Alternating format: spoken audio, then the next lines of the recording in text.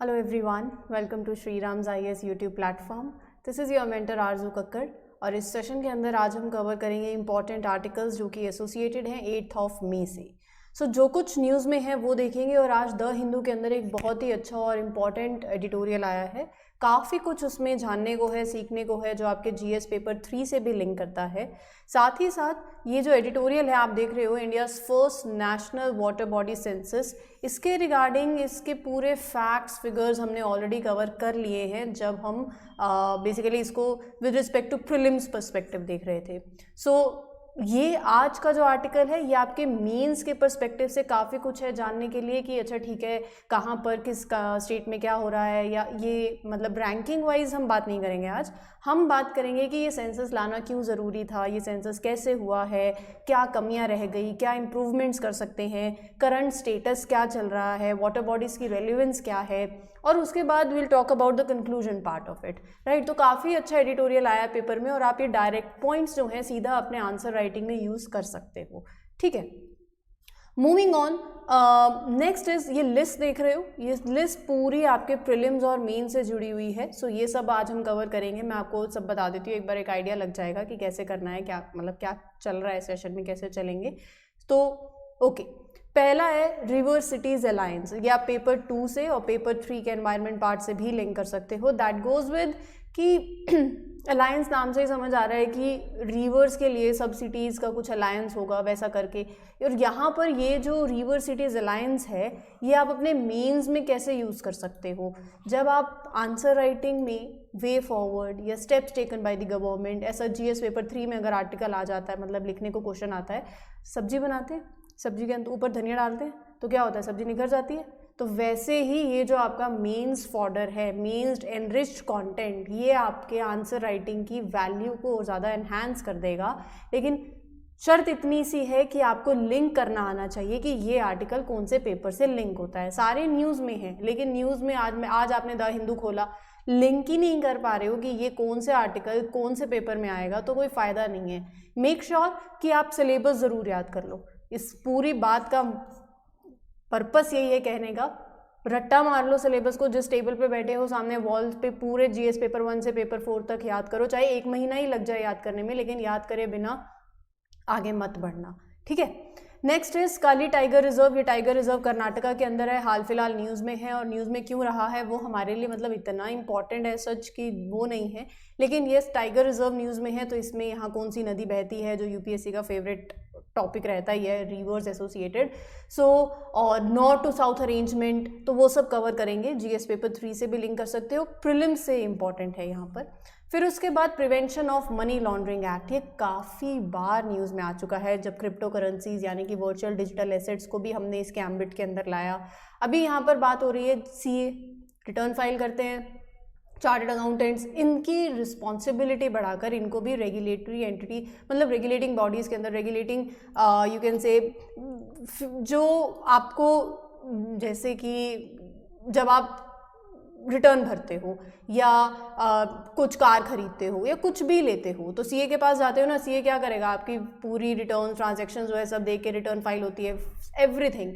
अब यहाँ पर इनकी रिस्पॉन्सिबिलिटी बढ़ाते हुए इनको they will now be treated as reporting entities. इससे होगा क्या, इसका सिग्निफिकेंस क्या है, वो सब कुछ कवर करेंगे। In fact prevention of money laundering act को कंप्लीट देखेंगे वापस से, क्योंकि यहाँ से फैक्ट्स बन सकते हैं जो आपके प्रीलिम्स के लिए भी इंपॉर्टेंट हो सकते हैं।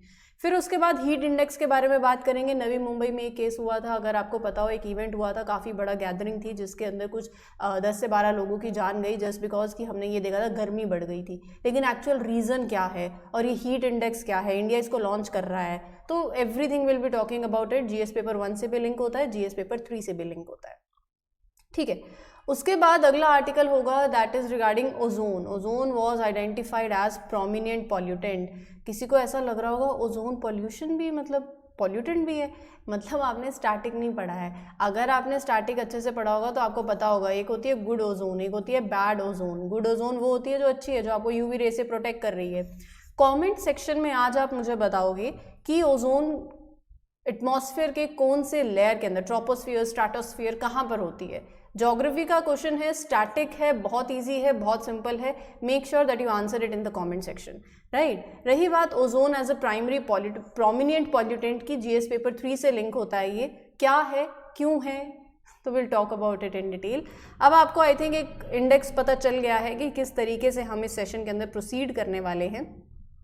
तो लेट्स बिगिन देन. ओके, पहला article, National Mission for Clean Ganga in association with the National Institute of Urban Affairs. उन्होंने क्या ऑर्गेनाइज किया है, एक River Cities Alliance, global seminar partnership for building river sensitive cities, international river sensitive cities recently in New Delhi.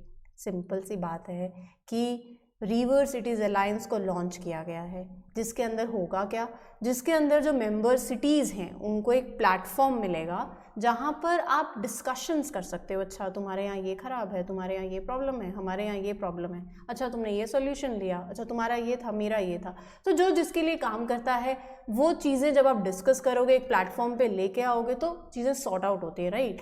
So similar is the case here when river cities alliance जो launch किया है, जिसके अंदर मेंबर सिटीज़ जो हैं they will come to a platform, they will discuss, they will exchange the information, जैसे कि with respect to कि अर्बन रिवर्स की मैनेजमेंट कैसे हो सकती है, sharing the best practices, supporting innovation, तो सब कुछ एक टेबल पर लाया जाएगा.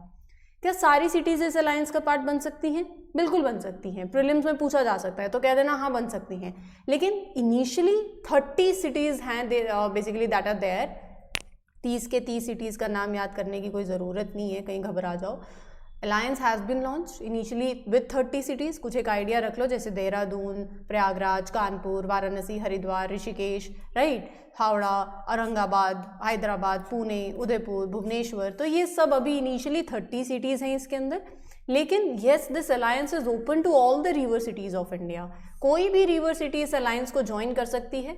स्टेट गवर्नमेंट का बहुत इंपॉर्टेंट रोल है, क्योंकि जो भी प्लान्स बनेंगे उनकी इम्प्लीमेंटेशन, तो यहाँ पर स्टेट गवर्नमेंट का रोल आता है. वाटर की क्वालिटी को रीस्टोर करना, जो आप ही ने ही गंदा किया है पॉल्यूशन कर करके, राइट. तो state government are implementing the plans for restoration of water quality.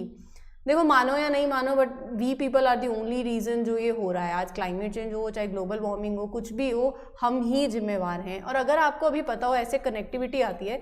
देखो, मिशन लाइफ अभी रिसेंटली लॉन्च हुआ था. मिशन लाइफ क्या कहता है? वो कहता है कि अपने अंदर बिहेवियरल चेंज लाने की ज़रूरत है. आप जा रहे हो तो इलेक्ट्रिसिटी के बस लाइट्स ऑफ कर दो और switch off your light, switch off your fans. या फिर आप सॉलिड वेस्ट मैनेजमेंट की बात करते हैं तो वो घर से ही शुरुआत होती है कि आप प्रॉपर अपने कैसे मैनेज करते हो. तो अपने अंदर अगर आप बिहेवियरल चेंज लाने की कोशिश करोगे तो चीज़ें ऐसे ही सॉर्ट आउट होने लगती हैं धीरे धीरे. सो यहाँ पर this is the plan and implementation is being monitored regularly. Obviously plan बनेगा तो ये हो गया गुड गवर्नेंस का एस्पेक्ट. जब आप इम्प्लीमेंट कर रहे हो लेकिन उसकी मॉनिटरिंग भी कर रहे हो साथ साथ, and that will be done by state level, at the state level by chief secretary of that respective state, right. So central level पे कौन करेगा? Under the chairmanship of secretary, Ministry of Jal Shakti. ठीक है, so that is why it was in news. अगला जो article है that is National Tiger Conservation Authority ने recently they have written to the chief wildlife warden of Karnataka.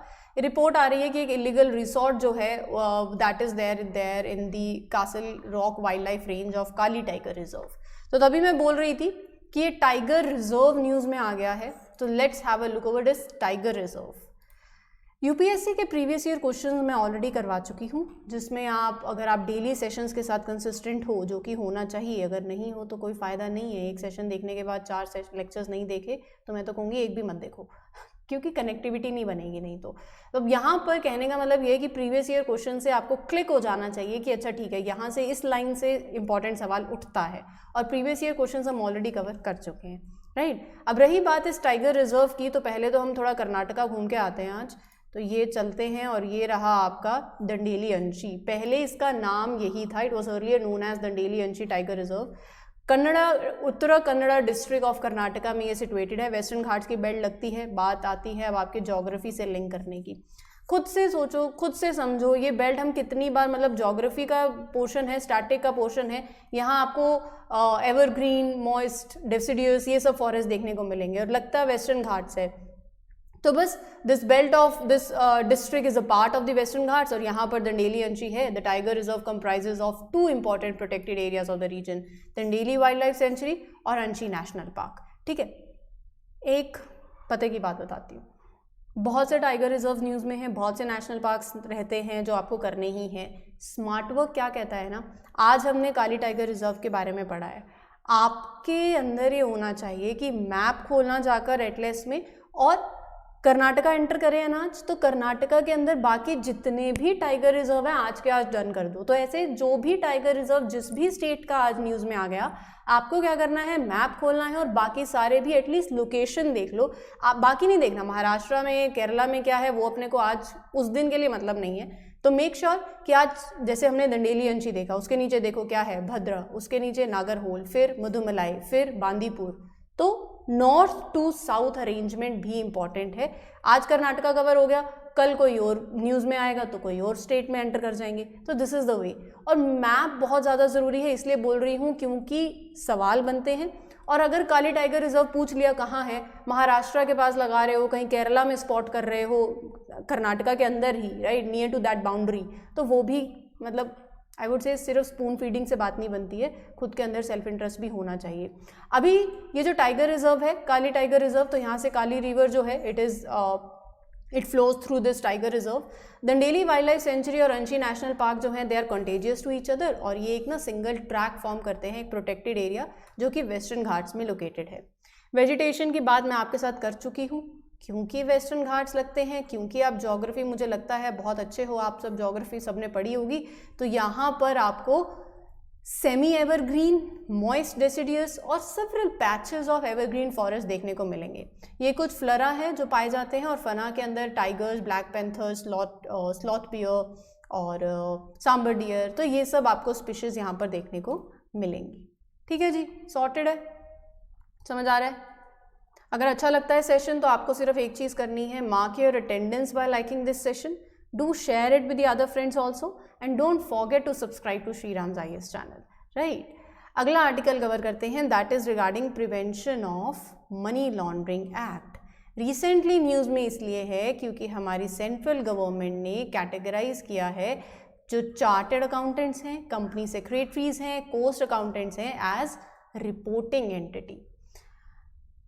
They carry out all the financial transactions. आपने आज मतलब क्या करें, एक घर खरीदा, कार खरीदी, ठीक है, ऑडी ली है, किसके पास जाओगे, सीए के पास जाओगे, वो सब आपके जो वर्क अकाउंट्स हैं वो सारे मैनेज करेगा. ही और she will carry out your financial transactions. So they carry out there financial transactions, पूरे जो भी आपने लिया, खरीदा, करा, on the behalf of their clients. Right, now the finance ministry has brought in कि जो भी प्रैक्टिसिंग सीए हैं, सीएस हैं, उनको लेकर आया जाएगा under the ambit of prevention of money laundering act.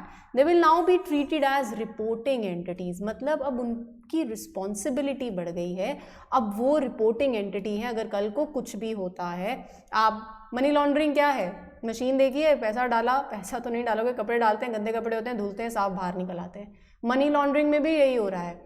पैसा कहाँ से आ रहा है, शेल कंपनी से आ रहा है, कहाँ से नो मैटर, ब्लैक मनी है, लेकिन घुमा फिरा के ट्रांजैक्शंस कर दिखा के आपने उसको वाइट मनी में ट्रांसफर कर दिया है. वाइट मनी तो नहीं बोलूँगी, मतलब पॉइंट इज कि आपको उसका सोर्स नहीं पता, क्योंकि पैसा तो दैट वाज इलीगल, राइट. सो अब टैक्स भरते हैं, टैक्स बचाने की कोशिश करते हैं, ये ट्रांजैक्शन नहीं दिखाएंगे, जो कुछ भी है. अब क्या होगा अगर कुछ भी ऐसा हुआ तो जिम्मेदारी किसकी है, क्योंकि ये रिपोर्टिंग एंटिटीज हैं, so they have to report, they have to mention. इससे होगा क्या, इसका इम्पैक्ट ये पड़ेगा कि जो फ्रॉडुलेंट प्रैक्टिसेस हो रही हैं वो नहीं होंगी. Right, so the clients, accountants like allegedly help their clients to launder the money, right. अब वो नहीं होगा, क्योंकि अब मुझे पता है कि मुझे भी आगे जवाब देना है किसी को, सरकार है. अब prevention of money laundering act के अंदर अगर कोई पर्सन इसके एम्बिट में आता है या क्या सज़ा मिलती है, मैं वो भी आपको बताऊंगी. लेकिन ये सारे चेंजेस जो हैं ये इन्वेस्टिगेटिंग एजेंसीज को भी हेल्प करेंगे. अगर वो कोई भी ऐसी ड्यूबियस ट्रांजैक्शन उन्हें लग रही है जिसमें शेल कंपनीज इन्वॉल्व हैं, मनी लॉन्ड्रिंग है, तो वो चीज़ें जो हैं आसानी से सामने आ पाएंगी. रही बात मनी लॉन्ड्रिंग एक्ट की, तो ये एक एक्ट है to prevent the money laundering and जो पैसा कहाँ जा रहा है, टेरर फाइनेंसिंग में लग रहा है या किधर भी लग रहा है, तो वो जितनी भी इलीगल एक्टिविटीज़ हैं उनको कॉम्बैट करने के लिए, so as to prevent that we have this particular act, right. So इस एक्ट के अंदर ईडी सुना है, आज ईडी ने यहाँ छापा मारा, सुनते हो ना, कभी रील्स में सुना हो, न्यूज़ में सुना हो। तो ईडी एनफोर्समेंट डायरेक्टोरेट वो रिस्पॉन्सिबल है किस चीज़ के लिए, for investigating the offences of money laundering. किसके अंदर आती है, department of revenue, ministry of finance के अंदर। फाइनेंशियल इंटेलिजेंस यूनिट जो है, जो पीछे काम करती है, एक सेंट्रल नेशनल एजेंसी है that is responsible for receiving, processing, analysing all these suspect financial transactions, ये डिपार्टमेंट ऑफ रेवेन्यू के अंदर ही है। बाकी जिस तरीके का भी केस होता है उस हिसाब say that is investigated by different agencies, चाहे वो लोकल पुलिस हो, सीबीआई हो, सेबी हो, कस्टम डिपार्टमेंट्स और any other investigating agency, right. अच्छा, अगर कोई भी बंदा एक्शन क्या उस पर लिया जाएगा against the person who is involve in money laundering, fine लगेगा, कोई लिमिट नहीं है, जेल होगी 3 साल की, एक्सटेंड करके 7 साल की भी हो सकती है, scissor of the property and records and the attachment of property. So these all are the things that are the actions that you can say that are initiated, अगर लगता है कि ठीक है ये जो है आप मनी लॉन्ड्रिंग में थे, ठीक है। चलो अगला आर्टिकल देखते हैं, दैट इज हीट इंडेक्स। अभी हीट इंडेक्स जो है न्यूज़ में है क्योंकि India to launch its own heat index अगले साल के लिए। सुनते हैं इसको, समझते हैं, मैंने पहले वैसे समझा रखा है लेकिन ठीक है, जो नए हैं उनके लिए फ़ायदा हो जाएगा थोड़ा सा। गर्मी हो गई है बहुत, मतलब आप इंडिया में wherever you are depending upon अगर आप नॉर्थ में हो या साउथ में, बेसिकली बात यह है कि गर्मी हो रही है। अब गर्मी होती है, बॉडी स्वेट करती है, टेम्परेचर बढ़ता है, with the rise in temperature आपका क्या हो रहा है, बॉडी से स्वेट आता है, पसीना आता है, सिंपल सी बात है, लेमन टर्म्स में बता रही हूँ। अब उससे क्या होगा कि पसीना जब आता है, स्वेट आता है, तो वो इवेपोरेट होता है, इवेपोरेट होता है तो वहाँ कूलिंग इफेक्ट होती है। सिंपल सा एग्जांपल है कि आपके पास एक घड़ा है, वो घड़े के अंदर इवेपोरेशन का यही तो प्रोसेस है कि गर्मी के अंदर पानी क्यों ठंडा रहता है, पोर्स में से, right. So similar is the case with the body also. लेकिन यहाँ पर अगर आपको थोड़ा सा शोर लग रहा हो तो 2 मिनट के लिए प्लीज़ इसको बर्दाश्त करने की कोशिश करें क्योंकि बाहर थोड़ा शोर हो रहा है।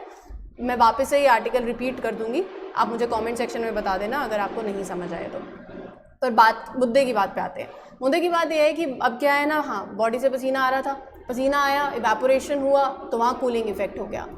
इस केस में अब क्या हो रहा है, ह्यूमिडिटी बहुत ज़्यादा हो गई। मैं आपको इस डायग्राम से समझाती हूँ। देखो यहाँ पर क्या है ना, ह्यूमिडिटी बहुत ज़्यादा हो गई, वाटर वेपर्स पूरे पैक्ड हैं।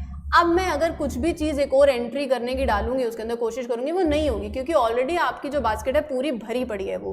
तो अब जब आपका जो स्वेट इवेपोरेट होना चाहता था, जो वाटर वेपर जो इवेपोरेशन होनी थी, वो नहीं होगी क्योंकि already air is packed, humidity है, बहुत ज़्यादा है। तो एक तो टेम्परेचर बहुत ज़्यादा हो गया, ऊपर से ह्यूमिडिटी बहुत ज़्यादा हो गई, ऊपर से आपकी बॉडी जो स्वेट कर रही है वो इवेपोरेट नहीं हो रहा, तो बॉडी का टेम्परेचर बढ़ता जाएगा, जिसकी वजह से अभी रिसेंटली न्यूज़ में रहा जहाँ पर मुंबई के अंदर 10 से 12 लोगों की जान गई because of this, right. Heat index जो है that measures how it feels when humidity is factored along with the air temperature. अच्छा, कभी मोबाइल में देखा है कि ऐसे आता है ना 28 डिग्री सेल्सियस का टेम्परेचर है but feels like 32 degree Celsius, तो यही है सारा मुद्दा। तो हीट इंडेक्स जो है इंडिया लॉन्च करेगा next year to make it ki how it feels when it will measure how it feels when humidity is also affected with the air temperature. Data calculate होगा from IMD, Indian Meteorological Department. बाकी ये जो भी lines लिखी हुई हैं आपके सामने, ये सारी मैंने आपके साथ शेयर कर दी हैं। बात यही है कि डायरेक्ट एक रिलेशनशिप है between the air temperature and humidity and heat index, ठीक है। Moving on to the next article, that is ozone के बारे में जानते हैं। एक होती है गुड ओजोन, एक होती है बैड ओजोन। गुड ओजोन तो वही है जो आपको यूवी रे से प्रोटेक्ट करती है, स्ट्रेटोस्फीयर के अंदर होती है क्या, वो आप बता देना, चलो कुछ तो खुद भी करोगे। अब क्या है, according to central pollution control board, ozone was identified as a prominent pollutant on recent days in Delhi. Pollution कर रहे हैं हम, अब उस पोल्यूशन के चलते एक ओजोन जो ग्राउंड लेवल ओजोन है वो बनती है। कैसे बनती है अभी बताऊंगी, लेकिन एक कलरलेस हाईली इरिटेटिंग गैस है that forms just above the earth's surface. जो अच्छी वाली जो गुड ओजोन है that is like in the earth's atmosphere that protects us from the sun's harmful radiations. लेकिन ये जो ओजोन है जो एक सेकेंडरी पॉल्यूटेंट है जो बनती है that is produced when two primary pollutants react in the sunlight, ये आपके ग्लोबल वार्मिंग को कॉज करती है। अब यहाँ पर जो दो प्राइमरी पॉल्यूटेंट्स दे रिएक्ट वो कौन कौन से हैं, nitrogen oxide and volatile organic compound. So ऐसे याद में रख लेना नॉक्स एंड वॉक्स। प्रीलिम्स में यूपीएससी ने ये सवाल पूछा हुआ है, सो मेक श्योर कि ये चीज़ें आप ध्यान में रखें। अब रही बात इसका इम्पैक्ट क्या होगा, ऑब्वियसली ह्यूमन हेल्थ पे इम्पैक्ट पड़ेगा, प्री मेच्योर मोर्टेलिटी होगी, वेजिटेशन पे इम्पैक्ट पड़ेगा, प्रोडक्टिविटी डिक्रीज होगी, डैमेज करेगा सिंथेटिक मटेरियल्स को ये ओजोन। सो दिस इज, और ये अभी रीज़न बताया जा रहा है because of it was identified as a prominent pollutant on the recent days in Delhi, right. So I think अब आपको ये चीज़ें क्लियर हो गई हैं। चलते हैं अगले आर्टिकल की तरफ। The next article is associated with India's first national water body census.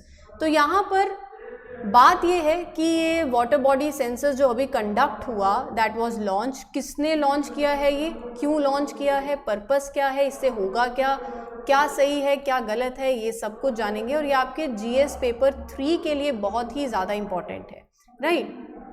Okay, so now let's have a look over it. Mains के लिए है, एडिटोरियल है, न्यूज़पेपर के अंदर आज ही आया है, द हिंदू में, आप पढ़ सकते हो, बट अब यहीं पढ़ लोगे, पॉइंटर्स की फॉर्म में बता रही हूँ, चीज़ें समझा रही हूँ आसानी से। सो यही डायरेक्ट लाइंस आपको वहाँ लिखनी है।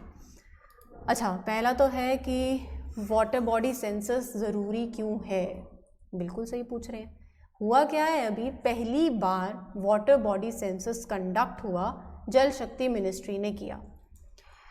इंडिया वाटर क्राइसिस फेस कर रहा है, चाहे वो ग्राउंड वाटर डिक्लाइन हो रहा हो, बायोडाइवर्सिटी लॉस हो रही हो, कहीं फ्लड्स हैं, कहीं ड्रॉट्स हैं, कहीं क्लाइमेट चेंज है, हर जगह कुछ ना कुछ है।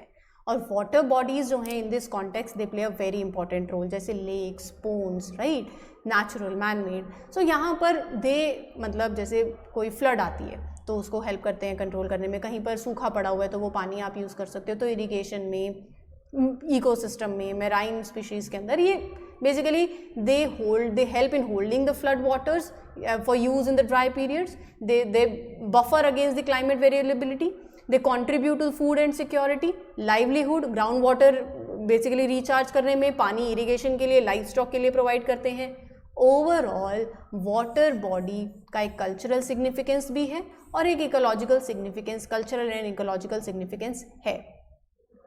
सेंसस इसलिए लाना पड़ रहा है क्योंकि आपने कचरा मचा रखा है, पोल्यूशन कर रखा है, अर्बनाइजेशन हो रखी है, इंक्रोचमेंट हो रखी है, नदियाँ सूख रही हैं, सब कुछ, मतलब द सिचुएशन आपके सामने ही है, बोलने की क्या ही ज़रूरत है। So these water bodies are increasingly under the threat.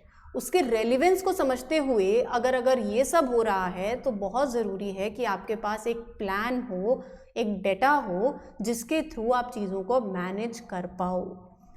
ये जो वाटर बॉडीज़ हैं अलग अलग स्टेट्स में हैं, so different agencies from the states, चाहे प्राइवेट एंटिटीज़ हो, वो मैनेज करती हैं। अब कोई भी एक चीज़ में अगर 10 लोग लगे पड़े हैं, या आप समझ रहे हो, जितनी, क्योंकि बहुत से लोग इन्वॉल्व हैं, देयर आर डिफरेंट एजेंसीज जो मैनेज कर रही हैं, सो डेटा को यूनिफॉर्म करना बहुत ज़्यादा ज़रूरी है और data should be easily accessible also, right. पहली बात तो ये, दैट इज़ वाई ये सेंसस आना ज़रूरी था। दूसरी बात ये है कि वाटर बॉडीज़ जो हैं ये रूरल इंडिया के लिए उनके लाइफलाइन है।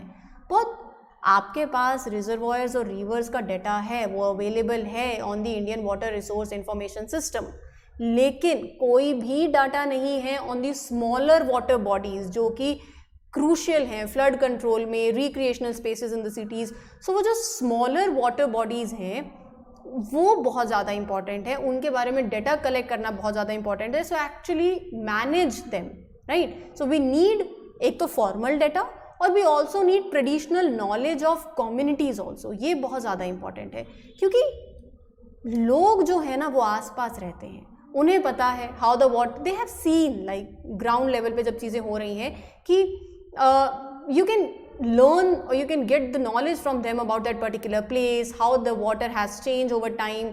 तो ये information जो है ये आपको लोगों से मिलेगी, उनकी ट्रेडिशनल कम्युनिटी से मिलेगी. So to get more information about the water bodies, so this is a survey that is water body census, जिसके अंदर it will include the information कि वाटर बॉडी को कौन ओन करता है, उसके आसपास की ज़मीन, कैसे पीपल उसको यूज़ कर रहे हैं, क्या कंडीशन है उसकी, जिसकी वजह से it will help you to understand more about how people and environment are connected. ठीक है, तो आप किस तरीके से नेचुरल रिसोर्सेज को बेटर वे से यूज़ कर सकते हो, तो ये सब चीज़ें आप समझ पाओगे.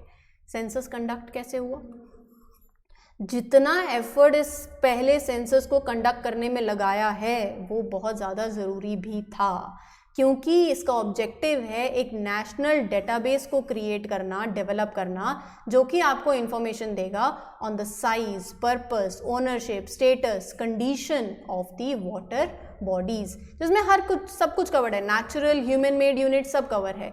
सेंसस कंडक्ट कैसे हुआ, सॉफ्टवेयर था for data entry, mobile app for capturing the location, visual of the water bodies they were developed, even workshops were conducted to train the surveyors in all the states and union territories.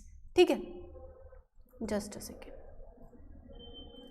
हाँ जी, the census was build on existing and publicly available satellite derived data sets. मतलब आपने satellites जो available satellite derived data sets थे वहाँ से भी आपने लिया डेटा, साथ ही साथ जो आपने नॉलेज, ट्रेडिशनल नॉलेज जो वहाँ से आती है फ्रॉम द कम्युनिटीज इटसेल्फ, वहाँ से ले लिया. डाटा क्या शो कर रहा है, कह रहा है कि कंडीशन ख़राब है, खुद भी सुधर जाओ.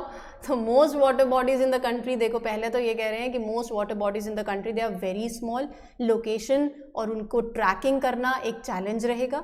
दूसरा कि हर एक स्टेट में, एक तरफ गुजरात, महाराष्ट्र, राजस्थान, मतलब वाटर बॉडीज़ जो हैं दे शो रीजनल पैटर्न्स. रेनफॉल से आप इसको कोरिलेट कर सकते हो, कहीं पर रेनफॉल ज़्यादा है, कहीं पर रेनफॉल कम है, कहीं पर बहुत ज़्यादा रेन होती है, right. So in drier states like Gujarat, Maharashtra, Rajasthan, where it does not rain as much, there are bigger lakes and ponds which are owned by the government, right. So different parts of the India के अंदर different types of water bodies हैं, ये बात है. सो this article also says that there are medium sized water bodies also which are owned by the local government called panchayats. मुद्दा ये है बच्चे कि समझना important है कि different areas of India have different types of water bodies serving different purpose. So we need to understand what the people, how people need, what are the practices जिससे जो वो पानी यूज़ कर रहे हैं वो किस practice के लिए यूज़ कर रहे हैं, ये जानना बहुत ज़्यादा important है. ठीक है, मोस्ट वाटर बॉडीज़, ये सेंसस से हमें ये पता चला है कि कुछ water bodies they are not even repaired, they are not even rejuvenated. ये एक प्रॉब्लम है जिसको अपने को ध्यान देने की ज़रूरत है. The latest water body census report did not address any question about the role of water bodies in supporting biodiversity. Article के अंदर राइटर ये कह रहे हैं कि ये वाटर बॉडी सिर्फ ह्यूमन यूज़ को सपोर्ट नहीं कर रही हैं, उनके लिए नहीं है ये सिर्फ और सिर्फ. So it is not only for human use but they are also supporting the plants and animals that live around them. So it is important to understand that they are not the resources for human use only, but they are also the habitats for various forms of life. ये latest water body census जो है that did not address any question about the role of water bodies in supporting the biodiversity. तो इस पे भी focus करना बहुत ज़्यादा इंपॉर्टेंट है, राइट. एक और बात, कुछ चीज़ें होती है ना हम अदर्स कैटेगरी में डाल देते हैं, A B C and others. ये आर्टिकल कह रहा है वो अदर्स में क्या, मतलब अगर आप यूज़ नहीं कर रहे हो, कोई दिक्कत आ रखी है, आपने उसको एंड अप कर दिया एज अदर्स कैटेगरी, उसके अंदर बताओ तो सही. अच्छा, इंडस्ट्री की वजह से नहीं हो, क्या रीज़न क्या है, what is the significant reason.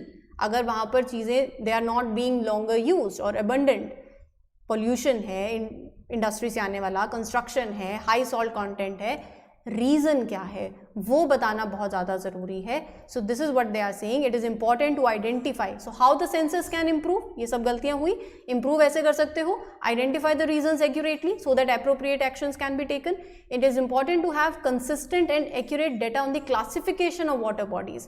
अभी क्या हुआ, वाटर बॉडी सेंसस ने 5 टाइप्स में उसको डिवाइड कर दिया, ponds, tanks, lakes, reservoirs, water conservation schemes.